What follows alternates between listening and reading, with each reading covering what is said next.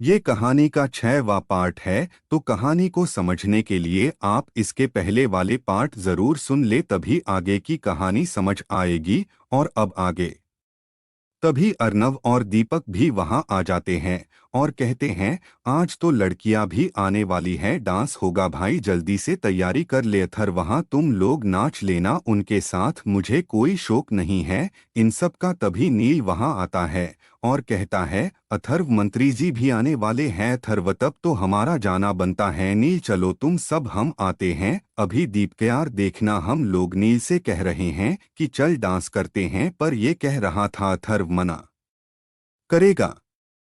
अथर्व अरे मैं क्या मना करूंगा, जाओ जाओ एंजॉय करो, पर ध्यान रखना तुम्हारी वजह से किसी को परेशानी नहीं होनी चाहिए। अनामिका उन सब में पीछे खड़ी हुई थी जिसकी वजह से उस पर किसी का ध्यान नहीं था, सब लोग बस साहिबा को ही देख रहे थे। अथर्व नील से कहता है, मेरे लिए एक बियर लेकर आ, तो नील एक बोतल लेकर आ जाता है और अथर्व वही बैठकर पीने लगता है। सब लोग बस जश्न में खो चुके थे। साहिबा मंच से उतरकर अथर्व के पास आती है और उसे वहां ले जाने की कोशिश करती है, पर अथर्व नहीं जाता, वो उसके आस-पास ही अब नाच रही थी। तभी पीछे से अनामिका के गाने की आवाज आती है और वो उसे सुनकर वहां जाने लगता है। तभी साहिबा उसका हाथ पकड़ लेती है उसे ले जाने के लिए, पर अथर्व उसे धक्का दे देता है। सब कुछ साहिबा के प्लान के मुताबिक ही हो रहा था, पर उसने जैसा अथर्व को समझा वो वैसा नहीं निकला। अब उसे पता नहीं चल रहा था कि वो क्या करे। अथर्व अब अर्णव और नील के साथ मंच पर ही था और जो आवाज उसे आई उसकी नजर उस लड़की को खोज रही थी। अनामिका को पता था अब सही वक्त है कि वो अथर्व को सब बता दे, और वो जैसे ही अथर्व के पास आने लगती है तभी कोई हवेली की लाइट काट देता है। साहिबा को अब मौका मिल चुका था अपना काम करने का, वो खंजर निकलती है और अथर्व की तरफ बढ़ती है। अनामिका भी वही आ रही थी। तभी खंजर से किसी के कटने की आवाज आती है और सब और भगदड़ मच जाती है कि क्या हुआ। तभी लाइट आ जाती है और सब सामने का नजारा देखकर हक्के बक्के रह जाते हैं। अथर्व के हाथ से खून निकल रहा था और खंजर अनामिका के हाथ में था। अनामिका को वहां कोई नहीं जानता था, पर अथर्व उसे देखते ही पहचान गया। साहिबा वहां से भाग चुकी थी और सब इस घटना का जिम्मेदार अनामिका को समझ रहे थे। मल्हार, इस लड़की की इतनी हिम्मत, इसने हमारे बेटे को मारने की कोशिश की और वो उसकी तरफ बंदूक तान देते हैं। अनामिका बीच में खड़ी थी और उसके चारों तरफ बंदूक थी। दीपिका बहुत डर गई थी, पर अनामिका को बिल्कुल भी डर नहीं लग रहा था। अथर्व सब कुछ देख रहा था। तभी एक लड़का आता है और अनामिका का हाथ पकड़कर झटक देता है, जिससे अनामिका नीचे गिर जाती है। तभी अथर्व उस लड़के को थप्पड़ मार देता है और कहता है, सब लोग अपनी बंदूकें नीचे कर लो, और वो नील को कहता है, नील जरा मेरा पट्टा लेकर आओ जिससे हम जानवरों को मारते हैं। दीपिका बहुत डर गई थी, उसे लगा अथर्व अब उन दोनों को मारेगा, पर जैसे ही नील पट्टा लेकर आता है तो अथर्व उस लड़के को मारने लगता है। हाथ कैसे लगाया तूने उसे, किसने हक दिया तुझे उसे हाथ लगाने का? तो वो लड़का कहता है, एक नाचने वाले हैं वो हाथ लगाया तो क्या हुआ। तभी अथर्व अपनी गन निकालकर उस पर गोली चला देता है, पर मल्हार उसका हाथ ऊपर कर देते हैं जिससे वो लड़का बच जाता है। मल्हार क्या कर रहे हो अथर्व, वो मंत्री जी का बेटा है, कितना मारा है तुमने उसे?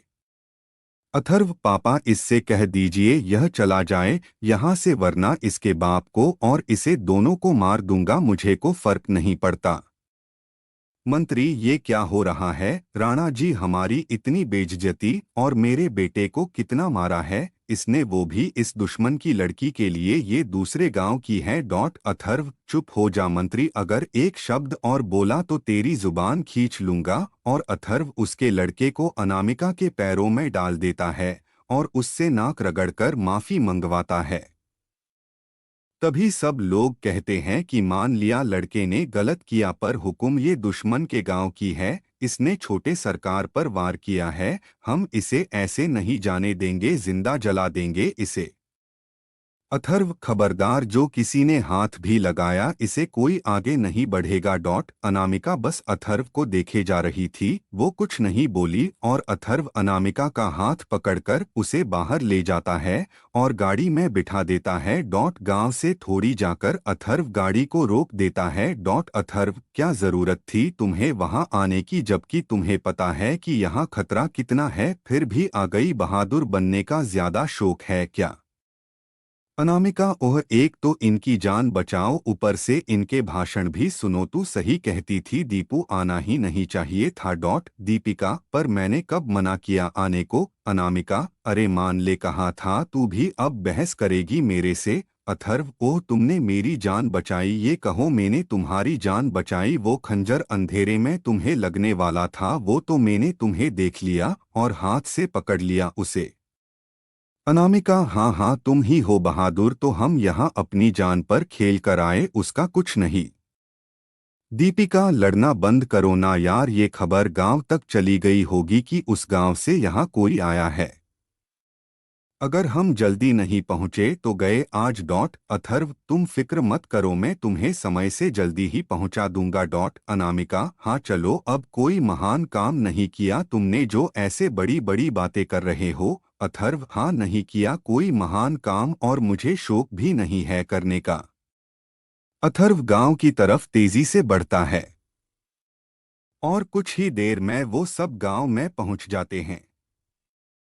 अथर्व, ये लीजिए आ गया आपका घर, मेरा वादा पूरा हुआ, मैं अब चलता हूँ। अथर्व जाने लगता है, तभी अनामिका उसे पीछे से आवाज देकर रोक लेती है। अथर्व पीछे मुड़ता है। अनामिका, जब सारा गांव हम पर इल्जाम लगा रहा था तब भी तुमने हम पर यकीन किया, ये जानते हुए भी कि हम दुश्मन हैं। अथर्व, मैं जिस पर एक बार यकीन कर लेता हूं ना, फिर अगर भगवान भी आकर कहे कि वो गलत है तो भी नहीं मान सकता, और मुझे तुम पर यकीन है, पता नहीं क्यों तुम्हारी आंखों में सच्चाई दिखती है। अनामिका बिना कुछ कहे ही अंदर चली जाती है और अथर्व भी वापस घर की ओर आ जाता है जहां उसे हजारों सवालों का जवाब देना था।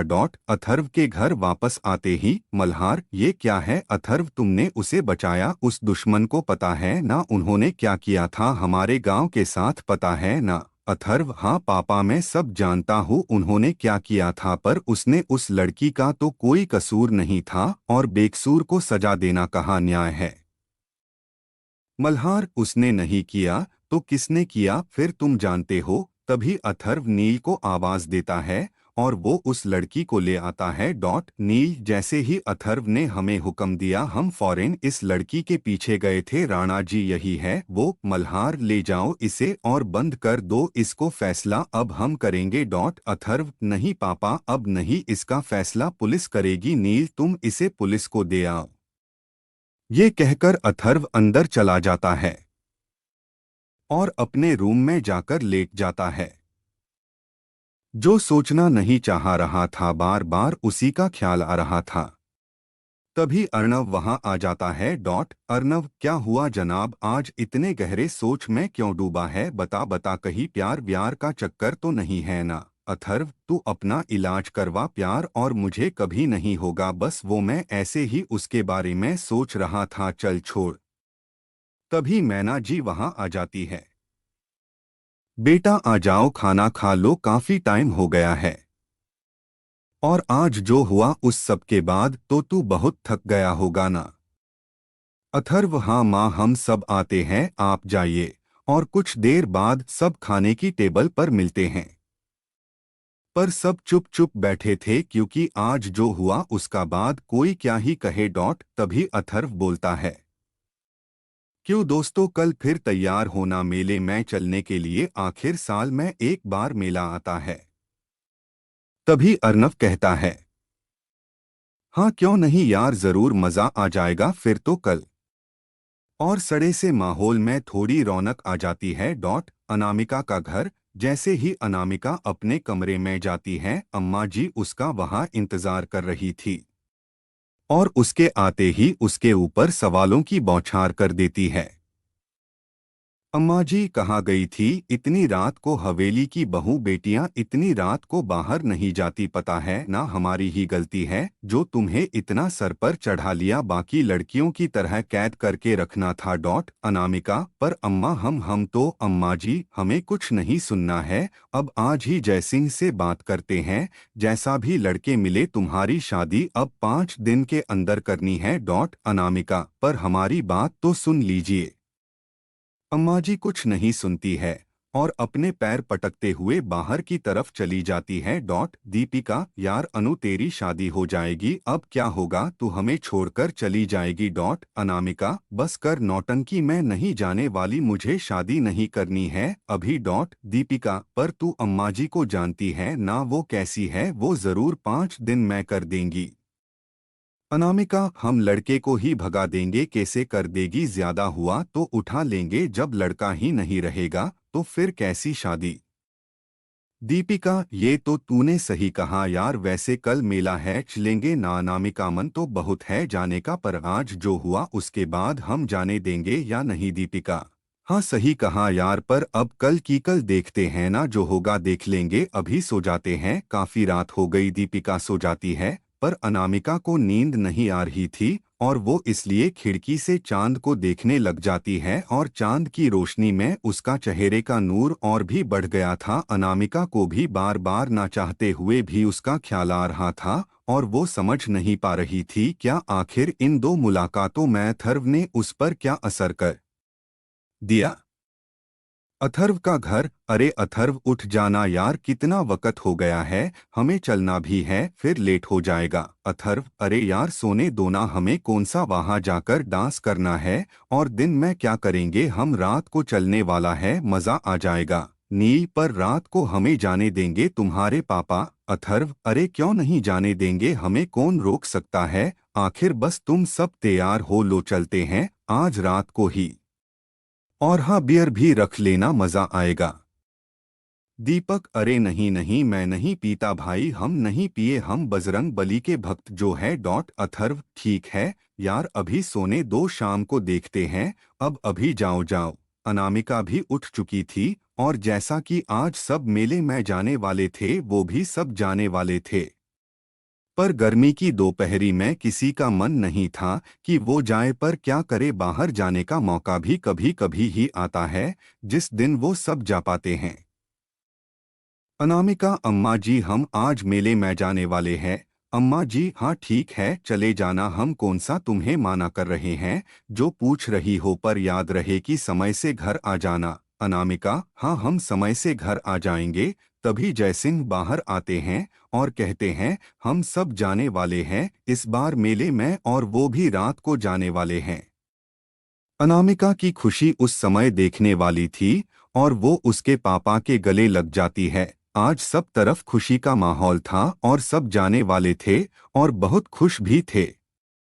बस अब सभी शाम होने का इंतजार कर रहे थे ताकि जैसे ही शाम हो सब मेले के लिए निकल जाए। सबकी खुशी बहुत ही देखने लायक थी और अनामिका तो बहुत ज्यादा खुश थी क्योंकि उसे मेले में जाना, घूमना फिरना बहुत ज्यादा ही पसंद था। अब शाम भी हो चुकी थी और सब मेले में जाने के लिए तैयार थे। अथर्व भी अपने दोस्तों के साथ मेले में जाने के लिए घर से निकल चुका था। शाम का मौसम था, चारों ओर लाइट लगी हुई थी और मेले के आनंद अपने ही चरम पर था। सभी लोग मेले को देखने में व्यस्त थे और बहुत सारी दुकानें लगी हुई थी, सब यहाँ वहाँ देख रहे थे। अनामिका भी अपने परिवार और अपनी दोस्तों के साथ मेले में आ चुकी थी। बजसिंह उससे कहते हैं बेटा आओ जाओ मेला देखो, हमें कुछ जरूरी काम है, क्योंकि वो यहाँ पर काम ही करने ही आए थे। बात सुनकर तो अनामिका और भी ज्यादा खुश हो जाती है। अथर्व भी अपने दोस्तों के साथ वहां आ चुका था और वो भी मेले में घूम रहे थे। उन्हें पर उसे ये पर नहीं था कि आज यहाँ फिर उसकी मुलाकात अनामिका से होगी। आगे की कहानी दूसरे भाग में सुनाई जाएगी। दूसरा भाग सुनने के लिए चैनल को लाइक, शेयर और सब्सक्राइब करें। धन्यवाद।